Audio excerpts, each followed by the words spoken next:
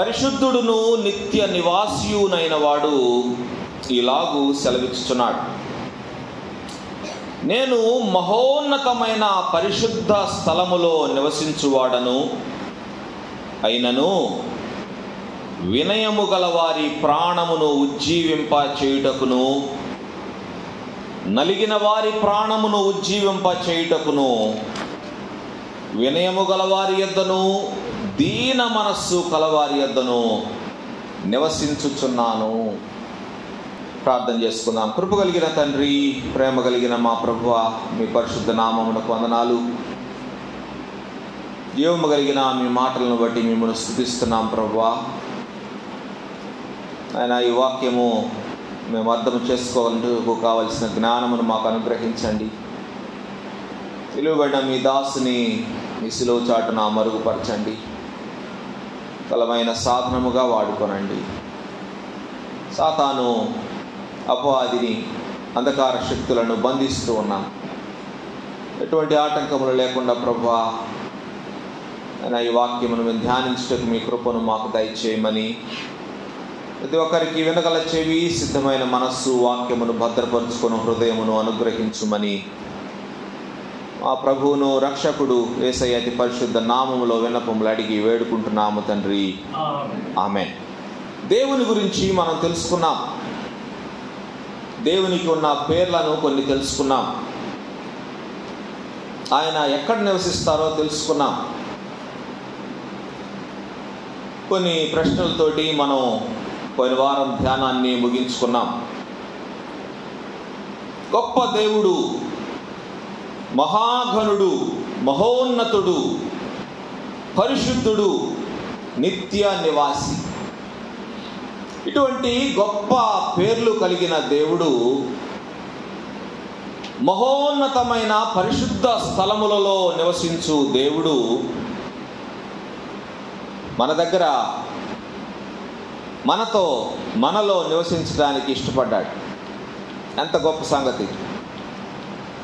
దేవుడే తాను స్వయముగా చెప్తున్న మాటలు, నేను మహోన్నతమైన పరిశుద్ధ స్థలములలో నివసించువాడను. మరి భూమి మీద పరిశుద్ధ స్థలం ఎక్కడుంది? ఈ భూమి మీద పరిశుద్ధ స్థలము ఏది లేకపోయినా ఆ దేవుడు మరి మనలో నివసించడానికి ఇష్టపడ్డాడు అని మనం నేర్చుకున్నాం. కాబట్టి నీ హృదయములో ఆయనకు చోటిచ్చావా? నీ హృదయములో ఆయనకు స్థానం ఉందా? ఏదో గొప్పవాడు అని ఆయన నీలో నివసించడానికి ఇష్టపడలేదు. కేవలము తన ప్రేమను బట్టి, తన కృపను బట్టి మరి తాను ఈ భూమి మీదకు దిగి వచ్చి అపరిశుద్ధమైన ఈ స్థలములలో అపరిశుద్ధమైన ప్రజల మధ్య నిన్ను ప్రత్యేకపరుచుకొని నీ హృదయంలో ఉండటానికి ఆయన ఇష్టపడ్డాడు. ఆయన ఉండటానికి ఇష్టపడుతున్నాడు, కానీ ఆయన ఉంచడానికి నీకు ఇష్టం లేదు. ఎందుకంటే ఈ అపరిశుద్ధమైన పరిస్థితులలోనే, అపరిశుద్ధమైన లోకములోనే అపవిత్రమైన పనులు చేస్తూ బ్రతకాలని నీ కోరిక. అందుకనే ఆ పరిశుద్ధుడైన దేవునికి నీ హృదయంలో చోటు ఇవ్వలేకపోతున్నావు. ఆ దేవునికి చోటు ఇస్తే ఆయన ఎటువంటి కార్యాలు నీ జీవితంలో చేస్తారో క్రింది భాగములలో వ్రాయబడింది. దేవుడు పరిశుద్ధ స్థలములో జీవించేవాడు, నివసించేవాడు అయినప్పటికీ ఆయన ఈ భూమి మీద ఆయన ఏమి చేయటానికి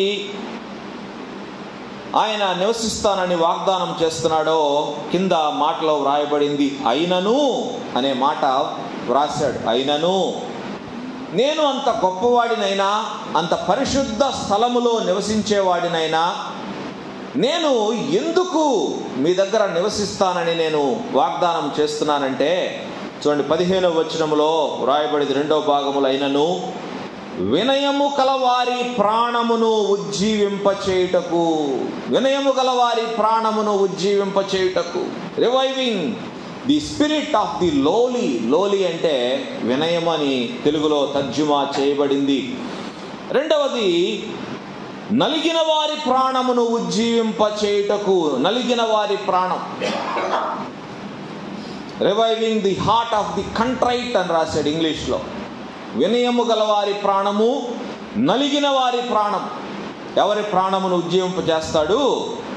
రెండు విషయాలు ఇక్కడ వ్రాస్తున్నాడు. వినయము కలిగిన వారి ప్రాణము, నలిగిన వారి ప్రాణము. లోలీ, హంబుల్ అనే మాటలు పర్యాయ పదాలు మనకి కనపడతాయి ఇంగ్లీష్లో. లోలీ, హంబుల్, తగ్గింపు స్వభావము, లోబడే స్వభావం. దేవునికి ఇదే కావాల్సింది. దేవుడు కోరుకునే గుణలక్షణాలు ఇవే. తర్వాత చూడండి ఏమని రాశాడో తర్వాతి భాగంలో. వినయము కలవారి యొద్దను, దీన మనస్సు కలవారి యొద్దను నివసించుచున్నాను. ఆయన మనలో నివసించాలంటే మన దగ్గర ఉండవలసిన గుణలక్షణాలు, మనలో కోరుకునే లక్షణాలు, దేవుడు మనలో కోరుకునే లక్షణాలు ఏంటంటే వినయము, దీన మనస్సు అంటున్నాడు. వినయము, దీన మనస్సు. ఈ మాసం మన అంశము హ్యూమిలిటీ. దీన మనస్సు. దీన మనస్సు కలవారి యొద్ద నేను నివసించుచున్నాను. మన దగ్గర లేనిదే ఇది కదా. మన దగ్గర ఇవి ఉండవు. దీన మనస్సు, లోబడే స్వభావము, తగ్గింపు స్వభావము మన దగ్గర లేవు. ఎట్లా ఉంటాడు దేవుడు మనతోటి? ఎలా నివసిస్తాడు ఆయన మనలో? ప్రతి ఒక్కరికి తెలియని గర్వము ఏదో ఒక మూల ఉంటుంది. ఏదో ఒక గర్వం, దేన్నో ఒక దాన్ని చూసుకొని. అది బయటికి కనపడదు, బయట ఎవరికి ప్రదర్శించరు. కానీ ఏదో ఒక విధమైన గర్వము ఏదో ఒక మూల ఖచ్చితంగా దాగి ఉంటుంది. ఏదో ఒక విషయాన్ని బట్టి గర్విస్తూ ఉంటారు.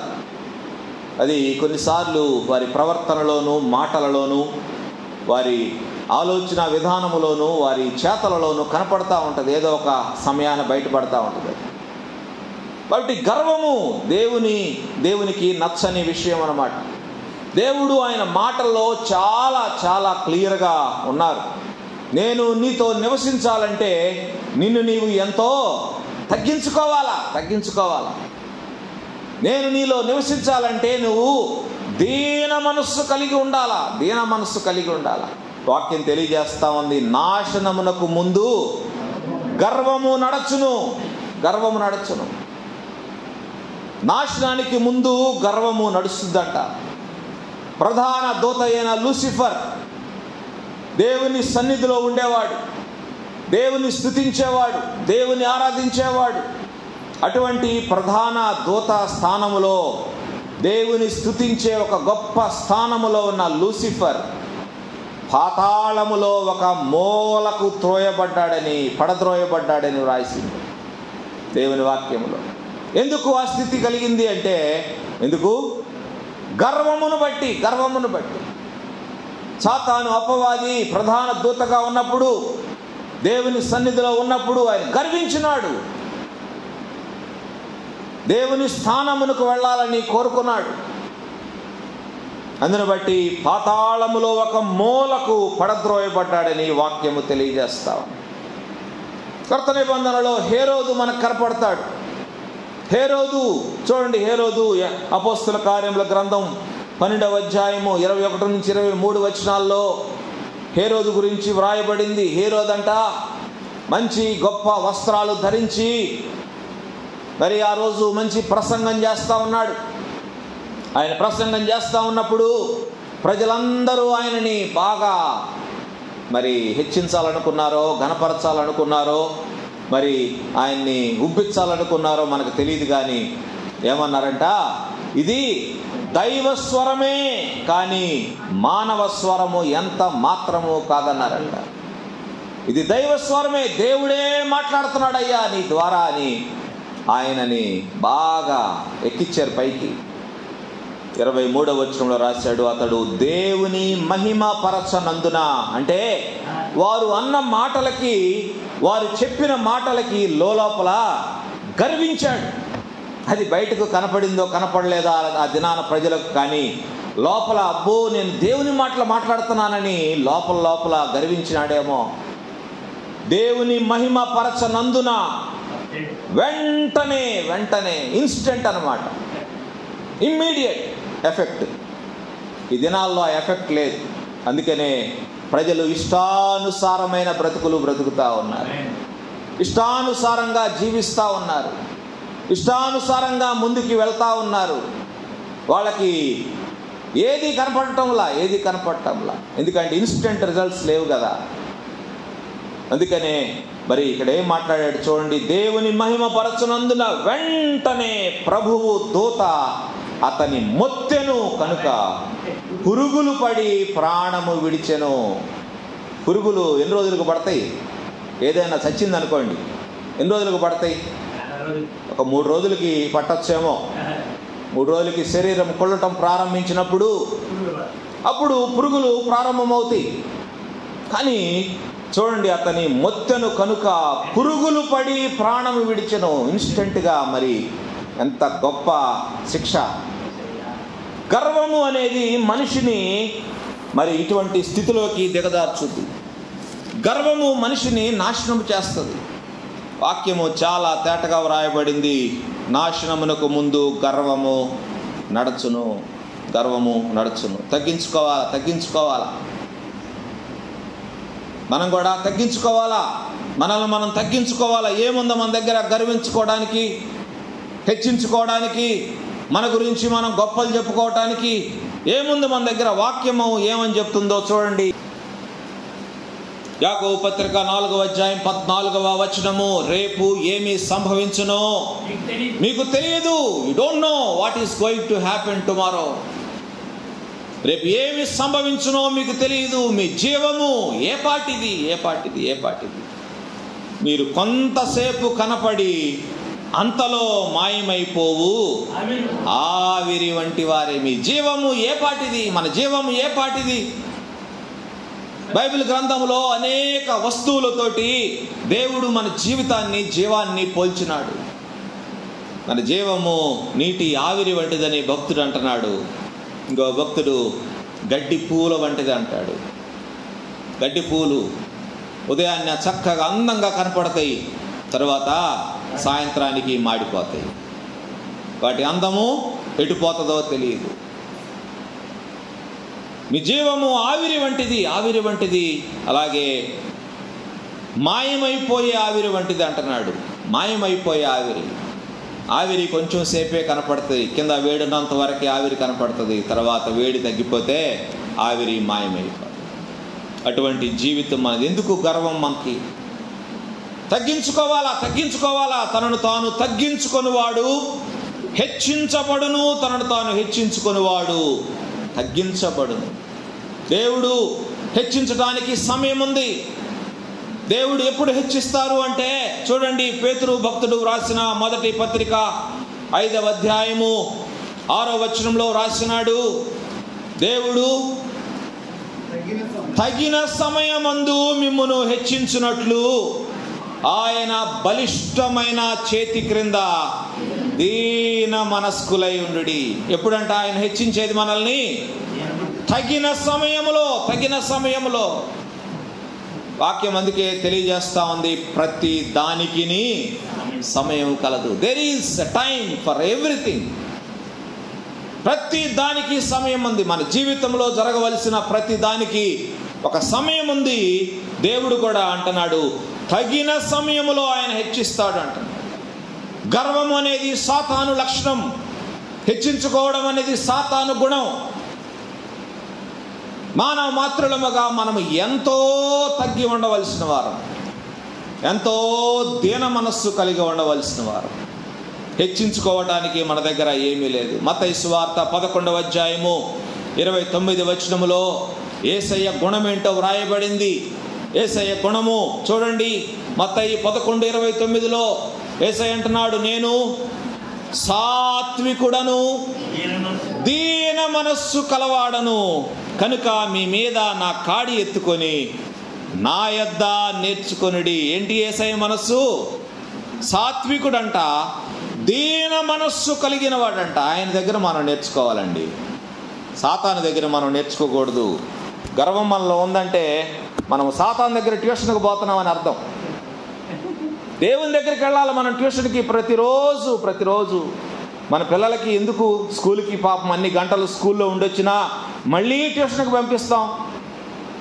ఎందుకంటే ఇంకా వాళ్ళు నేర్చుకున్నది ఇంకా లోతుగా అర్థం చేసుకోవాలని, ఇంకా చక్కగా నేర్చుకోవాలని, ఇంకా మంచి వారి విషయాలు తెలుసుకోవాలని మనం ట్యూషన్కి పంపిస్తాం. అట్లాగే యేసయ్య మనస్సు సాత్వికమైన మనస్సు, దీన మనస్సు. ఆయన దగ్గర మనం నేర్చుకోవాలి. ఆయన అంటున్నాడు, మీ మీద నా కాడి ఎత్తుకొని నా యొద్ద నేర్చుకోండి. I will teach you how to be humble. Yesayya చెప్తున్నాడు, నేను మీకు ఎలా ఉండాలో నేర్పిస్తాను. దీన మనస్సు అంటే ఏంటో నేర్పిస్తాను. నా కాడి ఎత్తుకోండి. మీరు కాడి ఎత్తుకుంటే కదా మనం. కాడి ఎత్తుకోవడానికి మనస్సు లేదు, తల వంచడానికి మనస్సు లేదు. అందుకనే మనం ఎక్కడ ఉండాల్సిన వాళ్ళు అక్కడే ఉంటున్నాం. ఎదుగు బొదుగు లేకుండా, అభివృద్ధి లేకుండా, ఆధ్యాత్మిక ఎదుగుదల లేకుండా ఎక్కడ ఉండాల్సిన వాళ్ళు అక్కడే ఉంటున్నాం. బైబిల్ గ్రంథంలో యేసయ్యను మించిన మాదిరి మనకు లేదు. తగ్గింపు స్వభావానికి ఆయనకు మించిన మాదిరి ఎవరు లేరు. ఎంతగా తగ్గించుకున్నాడు ఆయన. వాక్యము తెలియజేస్తూ ఉంది, ఆయన శిలువ మరణము పొందినంతగా ఆయన తనను తాను తగ్గించుకున్నాడని రాశాడు. ఆయన విధేయత చూపాడని రాశాడు. శిష్యుల పాదాలు గడిగాడండి యేసయ్య. ఎవరు గడిగారు? ఇంకా ఆయనకు ముందు ఎవరైనా కడిగారా? పాదాలు కడిగిన వారు పాత నిబంధనలో కానీ ఎక్కడైనా మనకు ఎవరైనా కనపడతారా? ఎవరైనా తమను తాము హెచ్చించుకున్న వారే. ఎవరైనా అవకాశం దొరికితే తమ పాదాలు కడిగించుకోవాలని ఎదురు చూసేవారే కానీ ఎదుటివారి పాదాలు కడిగే మనస్సు ఎవరికీ ఉండదు. కానీ యేసయ్య శిష్యుల పాదాలు కడిగిన హి హంబుల్డ్ హిమ్సెల్ఫ్. తనను తాను ఎంతో తగ్గించుకున్నాడు. క్రైస్తవులమని మనం క్రైస్తవులను పేరు పెట్టుకున్నాం. మరి క్రీస్తుకున్న ఈ మనస్సు మనం కలిగి ఉన్నామా? క్రీస్తుకున్న ఈ గుణగణాలు మనం కలిగి ఉన్నామా? పౌలు సౌలుగా ఉన్నప్పుడు మహాకోపిష్టి, గర్విష్టి, హంతకుడు, హానికరుడు, ఎన్నో మాటలు ఆయన గురించి వ్రాయబడినాయి. కానీ ప్రభువును ఎరిగిన తర్వాత, ప్రభువును కలుసుకున్న తర్వాత, ఆయన కాడి క్రిందకు వచ్చిన తర్వాత ఆయన జీవితం ఎలా మారిపోయింది, ఎంత మార్పు ఆయన జీవితంలో వచ్చింది. మొదట ఆయన పేరు మారిపోయింది. పేరు పౌలుగా మారిపోయింది. సౌలుగా ఉన్నవాడు పౌలుగా మారిపోయాడు. పౌలు అంటే దీనుడు, చిన్నవాడు అనే అర్థం. చిన్నవాడు, చాలా ఘనత పొందినవాడు, చాలా పేరు ప్రఖ్యాతులు కలిగినవాడు, చాలా ఉన్నత స్థితి కలిగినవాడు, చాలా డబ్బు ఆయన దగ్గర ఉంది, శ్రీమంతుడు అని రాశారు. ధర్మశాస్త్రాన్ని ఔపోసన పట్టినవాడు, సన్హెద్రు సభలో ముఖ్యమైన వాడు. అలాంటి సౌలు జీవితము ఎలా మారిపోయింది. ఆయన అంటున్నాడు, నేను క్రీస్తును పోలి నడుచుకొనుచున్న ప్రకారము మీరును నన్ను పోలి నడుచుకొనుడి. నా మట్టుకైతే బ్రతుకుట క్రీస్తే, చావైతే లాభము. ఎంత మార్పు వచ్చిందో చూడండి. ఒకప్పుడు దేని కొరకు ఆయన బ్రతికాడో మనకు తెలుసు. ఒకప్పుడు ఎందుకొరకు ఆయన జీవించాడో, దేని కొరకు ఆయన ప్రయాసపడ్డాడు, ఎందుకొరకు ఆయన పాటుపడ్డాడో మనందరికీ తెలుసు. కానీ ఇప్పుడు ప్రభువు కాడి క్రిందకు వచ్చిన తర్వాత ఆయన జీవితంలో ఎంత మార్పు వచ్చిందో గమనించండి. క్రీస్తు స్వభావం ఏంటో అర్థం చేసుకున్నాడు. ఒకప్పుడు క్రీస్తును నమ్మిన వారిని చంపినవాడు, శిక్షించినవాడు, జైళ్లలో చెరసాలలో వేయించినవాడు ఇప్పుడు క్రీస్తు స్వభావాన్ని, ఆయన గుణగణాలని అర్థం చేసుకొని ఆయన గుణగణాల గురించి విస్తృతంగా బైబిల్ గ్రంథంలో రాసినవాడు పౌలు భక్తుడే. ఎవరు రాయలా ఇంకా దేవుని స్వభావమును గురించి కానీ ఆయన మనస్సును గురించి కానీ మరి ఎక్కువగా రాసినవాడు పౌలు భక్తుడే. యేసయ్య తగ్గింపు స్వభావము మరి సౌలు లాంటి ఒక కరడు గట్టిన ఒక భయంకరమైన వ్యక్తిని ఎంతగా మార్చేసిందో మరి మనం గమనిస్తున్నాం. యేసయ్యతో కలిసి జీవిస్తే, యేసయ్యతో కలిసి నడిస్తే ఆయన అర్థం చేసుకోవచ్చు మనం. లేకపోతే ఆయన మనస్సు మనకు ఎట్లా అర్థమవుతుంది? శిష్యులు ఆయనతో 3.5 సంవత్సరాలు కలిసి నడిచినారు.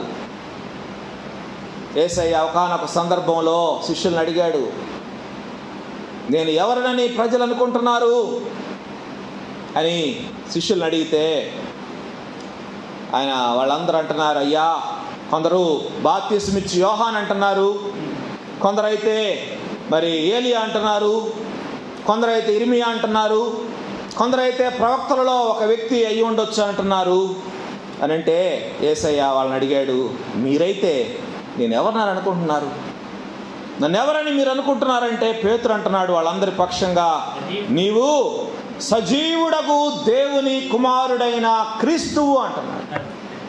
ఎంత గొప్ప రియలైజేషన్ ఇది. అందరూ అనుకుంటున్నారు, అందరూ అనుకున్నట్లే వాళ్ళు కూడా అనుకుని ఉండాల్సింది కదా. లోకమంతా ఒక రేవును పోతామంటే వాళ్ళు కూడా అదే రేవును పోవాల్సింది కదా.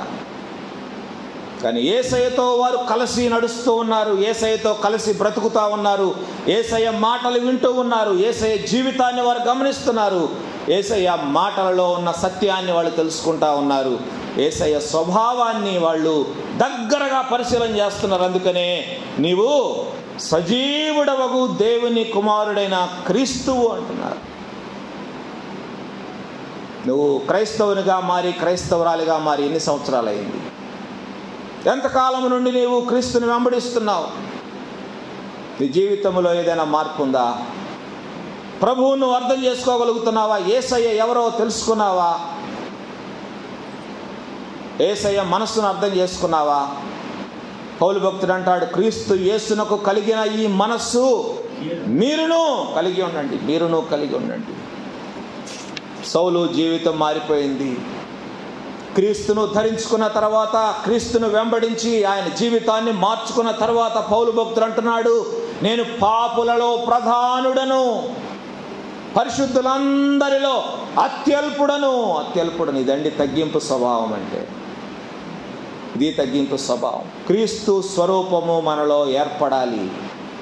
అది పౌలు జీవితంలో అది జరిగింది. యేసయ్య స్వభావము మనకు రావాలి.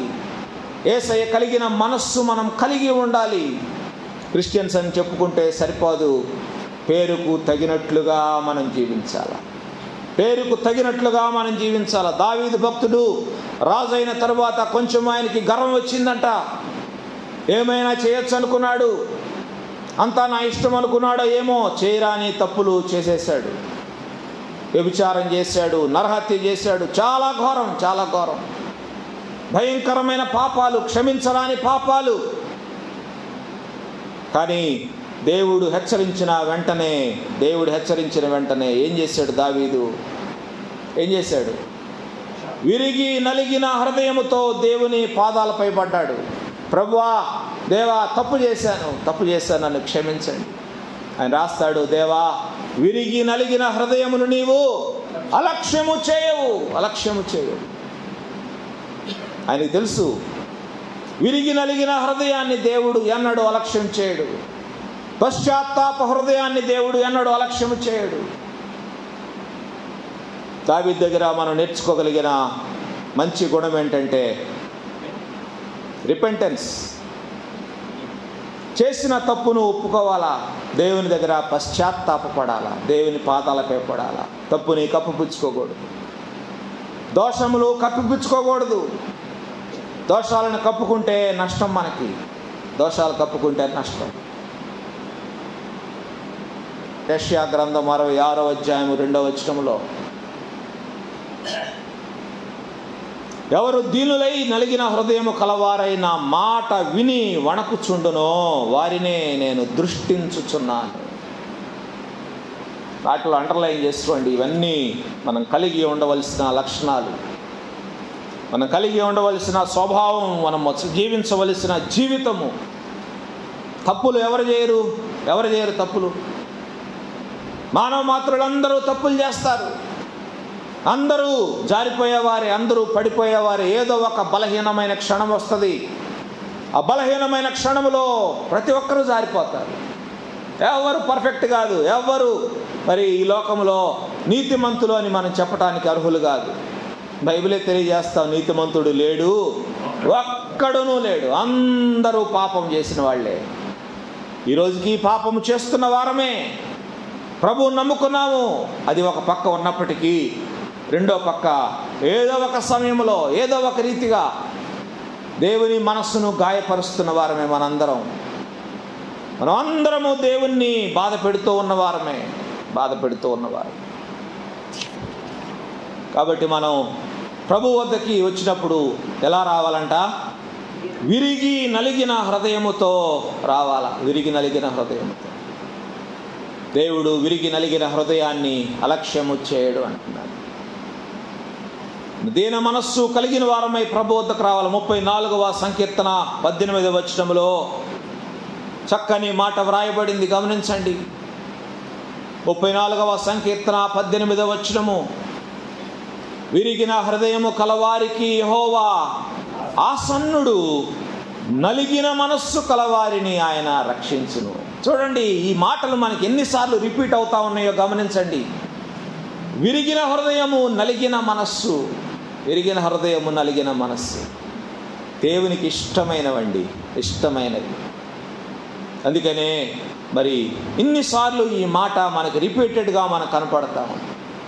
విరిగి నలిగిన హృదయముతో నీవు ఆయన దగ్గరకు వస్తే ఆయన నిన్ను రక్షిస్తాడు.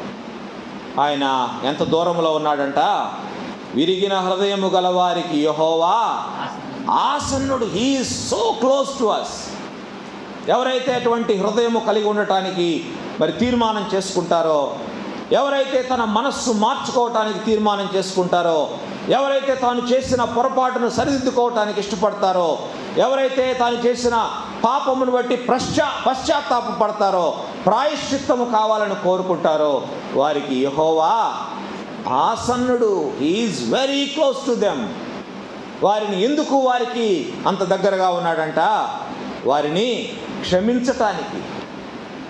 దేవుడు ఎప్పుడు క్షమించుటకు సిద్ధ మనస్సు కలిగిన వాడంట. సిద్ధ మనస్సు. Is always ready to accept.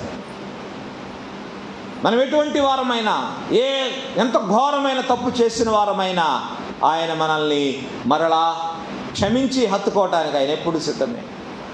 సిద్ధ మనస్సు కలిగిన వాడు. మనకుండదా మనస్సు? సిద్ధమైన మనస్సు. దేవుడు సిద్ధమైన మనస్సు కలిగిన వాడు. He will revive your heart, he will revive your spirit. అదే కదా, వినయము గల వారి యొద్దను దీన మనస్సు కలవారి యొద్దను నేను నివసించుచున్నాను. వినయము గల వారి యొద్దను దీన మనస్సు. నీ స్థితి ఏ స్థితితో మరి నాకు తెలియదు. నీ హృదయము ఏ స్థితిలో ఉన్నదో నాకు తెలియదు. ప్రభువు తెలియజేస్తా ఉన్నాడు, వినయము గల వారి ప్రాణమును ఉజ్జీవింప చేయుటకు, నలిగిన వారి ప్రాణమును ఉజ్జీవింప చేయుటకు అంటున్నాడు. ఉజ్జీవింప చేస్తాడు. He will revive your heart, he will revive your spirit. మరి నీ మనస్సు దీన మనస్సేనా?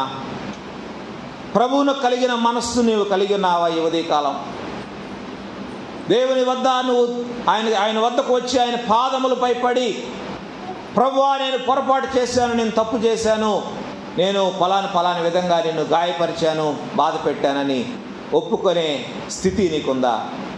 ఒప్పుకునే మనస్సు నీకుందా? నీవు ఆ మనస్సు నీవు కలిగి ఉంటే ఆయన నిన్ను తిరిగి ఉజ్జీవింప చేస్తాడు. ప్రభువు దగ్గర మనం ఒప్పుకోవాలా. మనం. నీకు ఉజ్జీవం కావాలన్నా, నీ జీవితంలో నీవు మరి తిరిగి పూర్వపు స్థితికి, అంటే ప్రభువుతో నీవు మొదట ఉన్న స్థితికి నీవు తిరిగి రావాలన్నా, ఆధ్యాత్మిక స్థితిలో మరొక మెట్టు నీవు ఎదగాలన్నా, ప్రభు దగ్గరకు వచ్చి ప్రభువుని అడగాల. ప్రభువా నేను నిన్ను చాలా కష్టపెట్టాను, ప్రభువా నిన్ను చాలా బాధ పెట్టాను, ఏడిపించాను, నా జీవితంలో నీకు సరైన స్థానం ఇవ్వలేదు, నా జీవితంలో నీకు సరైన ప్రాధాన్యత నేను ఇవ్వలేదు, నీవు నన్ను ప్రేమించినంతగా నేను నిన్ను ప్రేమించలేదు, నేను నిన్ను చాలా నిర్లక్ష్యం చేసినాను, నా తప్పులు కప్పిపుచ్చుకుంటూ వచ్చినాను. తన దోషమును కప్పుకొనక ఒప్పుకున్నాడంట దావీదు. దోషమును కప్పుకొనక నేను ఒప్పుకున్నాను, అందుకనే నీవు నన్ను క్షమించావు ప్రభువా. మనం కూడా దేవుని సన్నిధిలో మనము మన పాపములను కప్పుకొనక ఒప్పుకొని విడిచిపెట్టాల. దావీదు చేసింది అదే. దావీదు అందుకనే దేవుని హృదయానుసారుడు కాగలిగినాడు. దేవుడు దావీదును అంతగా హెచ్చించినాడు. దావీదు సింహాసనము యేసుక్రీస్తు మరి కూర్చుండి ఏలబోయే సింహాసనం. ఇంత గొప్ప ఆధిక్యత దావీదుకి ఇవ్వబడింది. ఎందుకంటే దావీదు యొక్క విరిగి నలిగిన హృదయం. దేవుడు అటువంటి వారి యొద్ద నివసిస్తానని వాగ్దానం చేస్తున్నాడు. ఒకవేళ నీ హృదయము నలిగిన హృదయము, దీన మనస్సు కలిగిన హృదయము కాకపోతే నీ దగ్గర ఆయన నివసించలేడు. You cannot live in your heart. దేవుడు నలిగిన వారి యొద్దను, వినయము గల వారి యొద్దను, దీన మనస్సు కలవారి యొద్దను నివసించుచున్నాను అంటున్నాడు. ప్రభువుని అడగల, ప్రభువా నన్ను క్షమించండి, నన్ను క్షమించండి. విరిగి నలిగిన హృదయముతో నేను నీ దగ్గరికి వస్తాను ప్రభువా, నన్ను క్షమించండి అని ప్రభు వద్దకు మనం రావాలి. మనం ఏ స్థితిలో ఉన్నప్పటికీ మరి దేవుడు మనల్ని క్షమించడానికి సిద్ధ మనస్సు కలిగిన వాడు. యేసుక్రీస్తు ప్రభువారు అంటున్నాడు, నేను దీన మనస్సు కలవాడను, సాత్వికుడను. ఇంకా ఆయనకి ఎన్నో పేర్లున్నాయి. దీర్ఘశాంతము కలిగిన వాడు, ప్రేమ కలిగిన వాడు, కృపా సమృద్ధి కలిగిన వాడు. ఎన్నో పేర్లు ఆయనకున్నాయి. ఆయన గుణ లక్షణాలన్నీ ఆయన పేర్లలోనే మనకు కనపడతాయి. కాబట్టి ఆయన వద్దకు వస్తే ఆయన క్షమిస్తాడు. మనం ఆయన దగ్గరికి ఉదయకాలము విరిగి నలిగిన మనస్సుతో ఆయన దగ్గరకు వద్దాం. ప్రభువు క్షమించడానికి సిద్ధ మనస్సు కలిగిన వాడు. ఆయన నివసించే చోటు మరి మహోన్నతమైన పరిశుద్ధ స్థలము అయినప్పటికీ ఆయన వినయము గల వారి యొద్ద, దీన మనస్సు కలిగిన వారి యొద్ద ఆయన నివసిస్తాడు. నీలో ఈ గుణాలు లేకపోతే ఈరోజు నుంచి ప్రయత్నం చేయి. అవి ఎట్లా వస్తాయి ఆ గుణాలంటే ప్రభు వద్దకు రావాలి మనం. ప్రభు అంటున్నాడు, నేను సాత్వికుడను, దీన మనస్సు కలిగిన వాడను కనుక మీరు నా కాడి ఎత్తుకొని నా యొద్ద నేర్చుకోండి. Is ready to teach you how to be humble. ఎలా నిన్ను నువ్వు తగ్గించుకోవాలో ప్రభు నేర్పిస్తారు నీకు. ఆయన దగ్గరకు వస్తే ఎలా ఈ లోకంలో బ్రతకాలో ఆయన నేర్పిస్తారు. ఎలా ప్రభువుకు లోబడి ఉండాలో ఆయన మీకు నేర్పిస్తారు. యేసుక్రీస్తు కలిగిన మనస్సును మనం కలిగి ఉండటానికి ప్రయాసపడదాం, ప్రయత్నం చేద్దాం. గర్వాన్ని తీసేసుకుందాం. దేవునికి లోబడటానికి ప్రయత్నం చేద్దాం. వినయము కలిగి ఉండటానికి, దీన మనస్సు కలిగి ఉండటానికి మనం ప్రయాసపడదాం. అట్టి కృప దేవుడు మనందరికీ అనుగ్రహించును గాక. ఉదయకాలం మన జీవితాలను పరిశీలించుకోవడానికి ఒక సమయం ఇది. అందరం తల్ల వంచి మన జీవితాలను ప్రభువు సన్నిధిలో మనము అడుగుదాం. ప్రభువుని అడుగుదాం. ప్రభువు సహాయం చేస్తారు మనకు తప్పకుండా. సాత్వికమైన మనస్సు, దీనమైన మనస్సు మనం కలిగి ఉంటే ప్రభువు మనలను ఈ లోకంలో దీవిస్తారు. ఈ లోకంలో ఆయన మనతో నివసిస్తారు, మనలో నివసిస్తారు. దేవుడు మనతో నివసిస్తే మన బ్రతుకులు మారిపోతాయండి. మన బ్రతుకులు మారిపోతాయి, మన కుటుంబాలు మారిపోతాయి.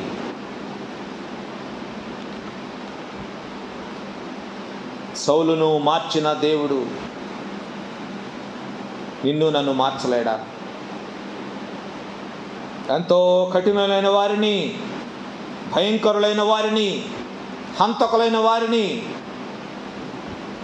మార్చిన దేవుడు నిన్ను నన్ను మార్చలేడా?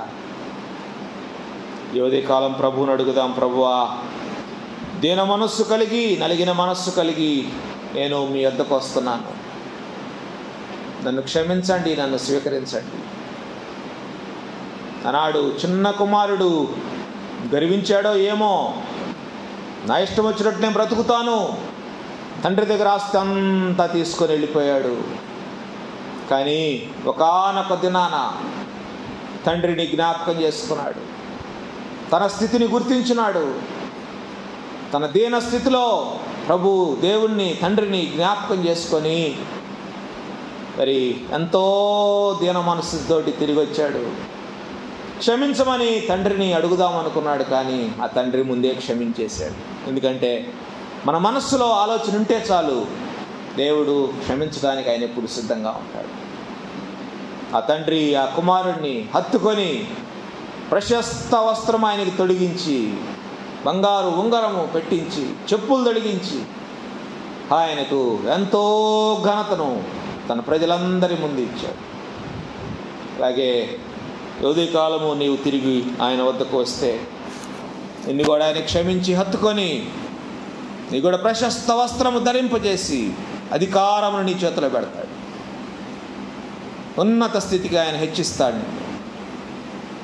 ఎదుగు బొదుగు లేకుండా ఇక్కడే ఇలానే ఉండటం ఆయన చిత్తం కాదు. జీవితంలో మంచి స్థితిలో ఉండాలా, జీవితంలో ఉన్నత స్థాయికి నీవు రావాలా. కానీ ఆయన తగిన సమయమందు మిమ్మల్ని హెచ్చించినట్లు ఆయన బలిష్టమైన చేతి క్రింద దీన మనస్కులై ఉండుడి. దీన మనస్సు నీకు లేకపోతే, తగ్గింపు స్వభావము నీకు లేకపోతే, ఉదయ కాలము ప్రభువుని అడుగు. ప్రభు కాడి కిందకు రా, ప్రభు నీకు ఇస్తారు. ప్రేమ కలిగిన తండ్రి, కృప కలిగిన యేసయ్య, మీకు వందనాలు ప్రభువా. నాయనా, మా మనస్సు గర్వించే మనస్సు ప్రభువా. ఏదో ఒక మూలన ఏదో ఒక రకమైన గర్వంతో మేము కట్టుమిట్టాడుతున్నాము, బాధపడుతున్నాము.